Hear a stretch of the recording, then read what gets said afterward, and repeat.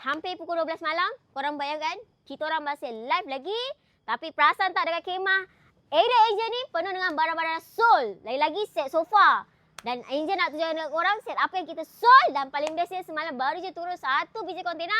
Kilampian 6. Alhamdulillah beberapa set dah berjaya tersold.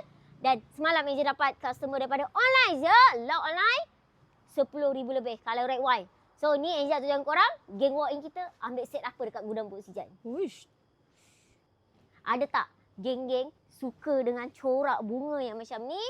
Tapi dia plain baldu yang macam ni. Baru je sold 8,999. Acik Saidatu daripada Iskandar Puteri Johor. Tahniah Kak. Sold.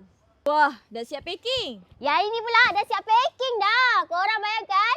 Acik Syuhada daripada mana ni? Pangkalan Rama Pantai Melaka. Sold baru 10,000. 9,999. Tapi korang tengok akak pilih colour apa ni. Nak hantar ni. Oi. Sold. Kenapa pula ada bantal Kenapa ada table tu? ni? Geng, tengok yang ini pula. Yang ini Aladdin baldu plain. Colour dia tak terlampau pekat, tak terlampau cerah sangat. Korang boleh bayangkan. Sold juga 8,999. Kali ni Acik Suhana daripada Bandar Pulai Jaya Skudai. Tengok ni. Ini pun sold juga. Sold.